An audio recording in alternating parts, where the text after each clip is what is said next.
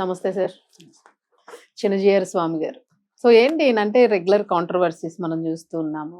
ఎందుకంటే ఆయనంటే చాలా రెస్పెక్ట్ ఉంది బయట చాలా మందికి. ఆఫ్‌కోర్స్ కొంతమంది ఈ టాపిక్స్ వలన అంటే ఆయన అట్లా మాట్లాడడం వలన గాని ఏదైనా యాంటీ అవుతూ పోతూ ఉంది. సో అంటే ఓవరాల్ ఆయన మోటో ఏంటి అసలు? ఆయన ఏం చెప్పాలనుకుంటున్నారు? సనాతన ధర్మం కోసం ఓ పక్క కృషి అంటారు. మరో పక్క ఏమో వైష్ణవులు, శైవులు అని అంటూ ఉన్నారు. ముఖ్యంగా ఇప్పుడు శంకరాచార్యులకు సంబంధించిన ఇష్యూ బాగా ఇబ్బందికరంగా మారింది అందరికీ కూడాను. సో మీరైతే కరెక్ట్ అనిపించింది ఇది చెప్పడానికి నాకు. మనకి ఒకప్పుడు ఉండేవమ్మా ఈ శైవులు, వైష్ణవులు అనే ఒక యుద్ధ వాతావరణాలు. ఇప్పుడు అంటే ఒకప్పుడు హిందూ ముస్లిం ఎలా జరిగేవో ఒకప్పుడు అంతకన్నా ముందు శైవులు వైష్ణవులు. సో ఒకళ్ళు శివుడే దేవుడు అంటాడు, ఇంకోడు విష్ణుమూర్తి దేవుడు అంటాడు. వాడు వీడు కొట్టుకుంటూ ఉంటారు. వాడు నమ్మిన వాడు వీళ్ళు శిక్షించడు, వీళ్ళు నమ్మిన వాడు. ఇది ఇప్పుడు రీసెంట్ కూడా కాదు. ఎక్కడ మన భక్త ప్రహ్లాద్ సినిమా చూసారా? బీసీలోనే యుగాలకు సంబంధించి దాంట్లో ఏంటి, ఆయన విష్ణుమూర్తిని ఒప్పుకోడు, ప్రహ్లాదుని విష్ణుమూర్తే అంటాడు. అవును. సో ఇలా అప్పటి నుంచి కూడా ఈ యుద్ధం జరుగుతూ ఉంది శివకేశవుల మధ్య. ఇద్దరు ఒకటే అని చెప్పి ఎన్ని రకాలుగా చెప్పుకున్నా కూడా ఇక్కడ ఏంటి అంటే రెండు రకాలుగా డివైడ్ అయ్యారు. యాక్చువల్ మూడు రకాలు కావాల్సింది రెండు రకాలుగా అయ్యారు. ఇప్పుడు గాడ్ అంటాం కదా, GOD, generator, operator, destructor. Generator అంటే బ్రహ్మ, ఆపరేటర్ అంటే విష్ణుమూర్తి, డిస్ట్రక్టర్ అంటే శివుడు. సో ఒక్కొక్కరికి ఒక్కొక్క సిగ్నిఫికెన్స్ అనుకున్నారు. అయితే సరే జనరేటర్ పుట్టించేసాడు, ఇంకా ఆయన పని పుట్టుకలు ఇవన్నీ కూడా. మళ్ళీ నెక్స్ట్ మనం పుట్టాలనుకుంటే తప్ప నాకు మంచి పుట్టిక బ్రహ్మదేవుడా అని చచ్చేటప్పుడు ఆయన మొక్కుకోవడం లేకపోతే అలాంటివి చేయాలి తప్ప. నడిపించేదంతా కూడా విష్ణుమూర్తే కాబట్టి జనరల్ గా సిరి సంపదలా కూడా అంతా ఆయనే, లక్ష్మీదేవిని ఆయన పెట్టుకున్నారు కాబట్టి జనరల్ గా ఎక్కువ మందికి ఈ సిరి సంపదలు కావాలి అంటే ఈయన్ని లక్ష్మీదేవిని గుండెలో పెట్టుకున్నాడు కాబట్టి. అండ్ శివుడు భోళాశంకరుడు, ఆయన ఆది భిక్షువు వాడిని ఏమి అడిగేది, బూడిది ఇచ్చేవాడిని ఏమని అడిగేది అని చెప్పి ఆయన్ని ఆ కేటగిరీలో పూజిస్తారు. శివుడు చాలా ఈజీ ప్రసన్నం చేసుకోవడం, అవును.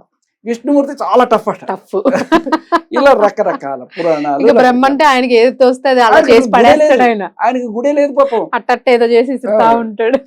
సో ఏదో రకంగా అంటే ఇది కోరుకునే వాళ్ళు.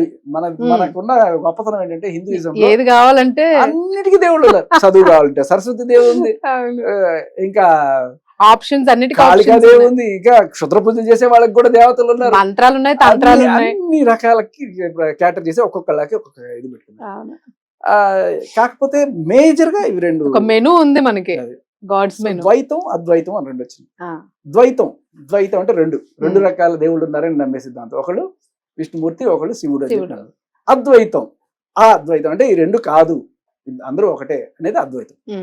సో అలా అద్వైతాన్ని తీసుకొచ్చారు. ద్వైతం, అద్వైతం, నాస్తికత్వం వేరు కదా. అవును. అసలు నాస్తికత్వం అనేది అది నెక్స్ట్ లెవెల్ లేదు.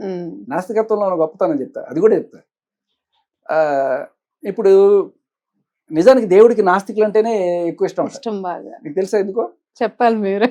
ఎందుకంటే ఒక దేవుడు ఉన్నాడు, దేవుడు మనం చూస్తాడు, ఇది చేస్తే పాపం, ఇది చేస్తే పుణ్యం, ఇది దేవుడు దండం పెడితే మనకేదో ఇచ్చేస్తాడు, ఇటువంటి ఆశలు ఏవి లేకుండా వాడు ఏ మంచి పని చేసినా కూడా వాడు అవుట్ ఆఫ్ ప్యూర్ హార్ట్ చేస్తున్నాడు. అవునవునవును. ఎవరి మీద డిపెండ్ అవ్వకుండా. ఒక చెడ్డుని కొట్టాడు అనుకోండి, ఒక చెడ్డవాడిని కొడితే దేవుడు నన్ను మంచి చేస్తాడని లేదు, చెడుగా కొట్టాడు వాడు, అంతే అంతే. అవును. ఆ రకంగా నాస్తికుడు ఒక ఇది. సో ఆస్తికులైనా సరే ఉండాల్సిన భావం ఏంటంటే, మీకు దేవుడు అంటే రెస్పెక్ట్ ఉండాలి తప్ప, దేవుడు నాకు అది ఇచ్చే, ఇది ఇచ్చే, ఇది పొరులండాలు పెట్టేస్తా, 4 సూరాలు గుచ్చేసుకుంటా, నిప్పులు గుండాలు తొక్కేస్తా, నాకు అది ఇస్తే గుండు కొట్టించేసుకుంటా, ఇది కాదు సిద్ధాంతం. మళ్ళీ మనం ఎక్కడికి వెళ్ళిపోతున్నాం. కానీ ఇక్కడ ఏంటంటే శంకరాచార్యుల వారు చాలా క్లియర్ కట్ గా ఈ 4 పీఠాలు స్థాపించారని చెప్పి మనకి ఎవరు చూసారు, ఎవరో చెప్తేనే మనం తెలుసుకున్నాం. సరే ఈయనకేదో వేరే రకంగా రీసెర్చ్ చేసి ఈయన తెలుసుకున్నాం. చాలా రోజుల క్రితం జిఆర్ స్వామి గారిని నేను ఇంజనీరింగ్ చదివే టైంలో ఒకసారి మా ఊరు వచ్చినప్పుడు ఆయన కలిశాను అన్నమాట. ఏదో అందరు కూడా డౌట్లు అడుగుతుంటే నేను ఆయన అడిగాను, స్వామి దేవుడు సర్వాంతర్యామి అంటారు కదా, మరి గుళ్ళకి ఎందుకు పోవాలి, మనం ఎక్కడన్నా ఇట్లా దండం పెట్టుకుంటే సరిపోతుంది కదా అంటే, ఆయన చూడు ఆయన గాలి ప్రపంచం అంతా ఉంది, నువ్వు ఫ్యాన్ కింద ఎందుకు కూర్చుంటావు బాగా చెప్పారు. లాజిక్లు ఉంటాయిలేండి వాళ్ళ దగ్గర, మ్యాజిక్స్ లాజిక్స్. అయితే పాయింట్ ఏంటంటే ఇప్పుడు అప్పట్లో ఉన్నంత దారుణమైన సిచ్యువేషన్ లేదు ఇప్పుడు. శైవం లేదు, వైష్ణవులు లేదు, అందరూ కలిసిపోయారు. ఎందుకు కూడా అది కూడా చెప్తా, ఎందుకు కలిసిపోయారు అంటే ఇక్కడ వీళ్ళిద్దరు కొట్టుకుంటున్నప్పుడు ఇంకోటి వచ్చాడు, ఎవరు? ఇస్లాం. అల్లా అనే దేవుడు చెప్పాడు వచ్చాడు. కాదు మనం ఇప్పుడు మనం కొట్టుకోవడం మనిషి మనం శివుడు విష్ణువు కాదురా, మన శివుడు విష్ణువు దేవుళ్ళే, కానీ ఎవరు గొప్ప అనేది దానికి చర్చ. ఇవి రెండు పక్కన పెట్టి వీడేవడరా అసలు మన దేవుడు వీడు కాదంటున్నాడు అని చెప్పి వాడికి అగ్నెస్ట్ గా వీళ్ళందరూ యూనైట్ అయ్యారు. ఆ రకంగా హిందుస్థాన్ అనేది ఫామ్. వాళ్ళు పెట్టిన పేరు హిందుస్థాన్, మనం హిందుత్వం ఎవరు పర్షియన్స్ హిందూస్ అని చెప్పారు. సరే మనం యాక్సెప్ట్ చేసాం, అదే హిందూయిజం అనుకుంటూ. ఈ తర్వాత వీళ్ళు ఇలా ఇలా ఇలా ఉంటున్నప్పుడు మీరు చెప్పినట్టు బిఫోర్ క్రిస్ట్ ఆయన కూడా వచ్చారు. వీళ్ళ సిద్ధాంతం ఏంటి అంటే యాక్చువల్గా వీళ్ళ ఆగమనం చాలా శుభసూచకమని చెప్పాలి. ఎందుకంటే వీళ్ళేమో అప్పటిదాకా ఏం చేశారు, అడ్డబొట్లే నిలువుబొట్లు అని చెప్పి కొట్టుకుంటున్నారు. అసలు బొట్టలే కాదు, అడ్డము నిలువు కలిపి క్రాస్ చేశారు వీళ్ళు. అర్థమైంది?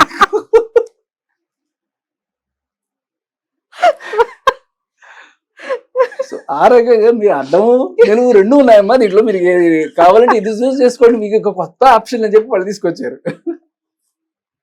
కరెక్ట్, తెలివైన వాళ్ళు మనోళ్ళు పిచ్చి. మీరు చూడండి, వెంకటేశ్వరలో ఏసున్నాడు, ఈశ్వరుల్లో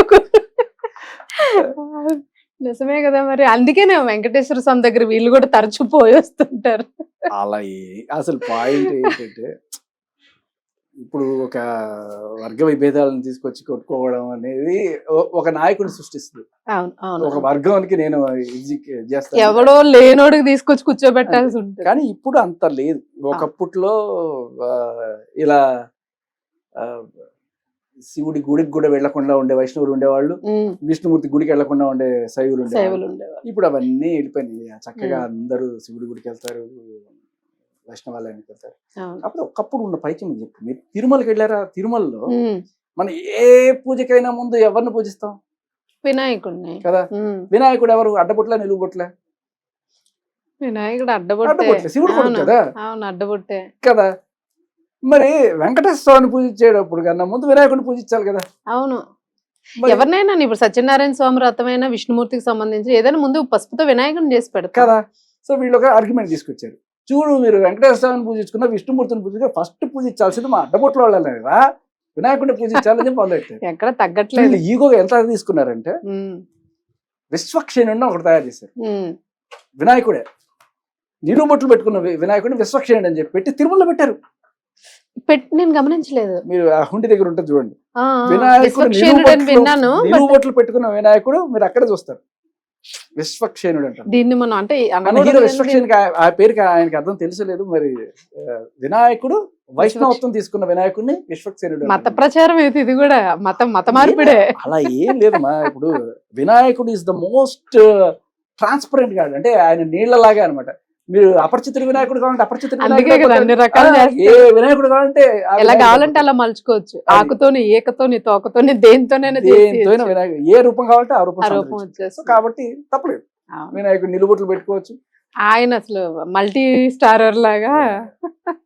ఇక్కడ డిబేట్ అంతా కూడా ఆది శంకరాచార్యులు వారు ఎందుకు లేదు, అవి ఆ 4 పీఠాలు ఆయన చేయలేదు, ఎవరో చేశారు, ఎవరో కృష్ణదేవరాయల కాలం నాటి వాళ్ళు ఎవరో చేశారు. ఎవరు చేస్తే నాకేంటి పాయింట్, ఎవరు చేశారు, చరిత్రలో ఏం జరిగింది అని కాదు. ఇప్పుడు నాకు కావాల్సింది పీస్ అండ్ హార్మోనీ. అందరూ హాయిగా కలిసి బతుకుతున్నాం, ఏ గోల లేదు.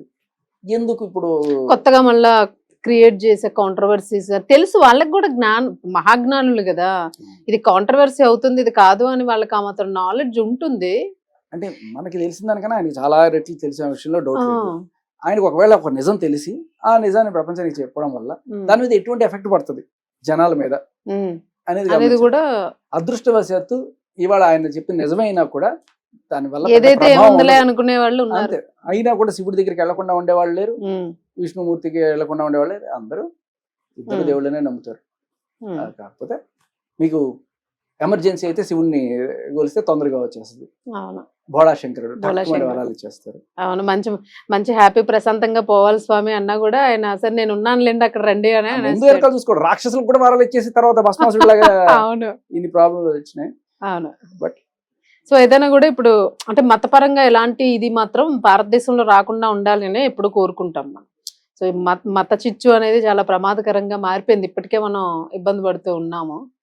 సో నా అది ఉద్దేశం ఏంటంటే, ఇప్పుడు మనం ఎలాగైతే విష్ణుమూర్తి శివుడు వేరు కాదు ఒకటే అనుకుంటున్నాము, కొంచెం మనం పెద్ద మనసు అన్ని చేసుకుంటాం. మతాలు అల్లా యేసు కూడా మనవాళ్లే అబ్బా, మన విష్ణుమూర్తి అక్కడికి వెళ్ళి ఇంకో ఇప్పుడు ఎందుకు నమ్మడానికి అంత అంతే కష్టంగా ఉంది? అంతే నిజమే.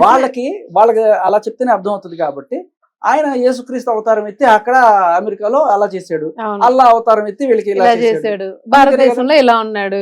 మరి పెద్ద వింత ఉంది. అల్లా వైకుంఠపురంలో అన్నారు కదా, అంతే అంతే విక్రమ్ అంతే. గారే చెప్పారు అల్లా వైకుంఠపురంలో అని. అవునవును.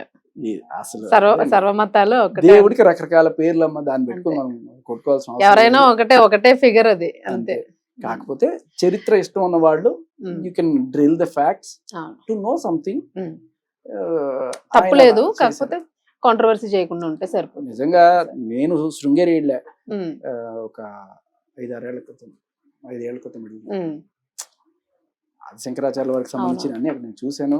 ఉమ్, అద్భుతం అసలు. ఆయన అయ్గిరి నందిని మీరు అవును. వినే ఉంటారు కదా, మేము అది పెట్టుకుంటూనే వెళ్ళాం అనమాట. మ్మ్. దారంతా కూడా అసలు అది తెలీదు ఆయన అప్పట్లో ఆయన రాశారు అనేది కూడా తెలియకుండా మేము అది పెట్టుకుంటూ పెట్టుకుంటూ వెళ్తున్నప్పుడు వెళ్ళాం. తర్వాత మాకు ఓహో ఇది ఈయన రాసింది అని అప్పుడు అక్కడికి తెలిసింది. వెళ్ళినాక మీకు అర్థం తెలిసి తర్వాత అదేదో ఒక కొన్ని దైవికంగా కొన్ని జరిగింది జరుగుతాయి అన్నట్టుగా అట్లాగా. అనిపించింది ఉమ్, నాకు.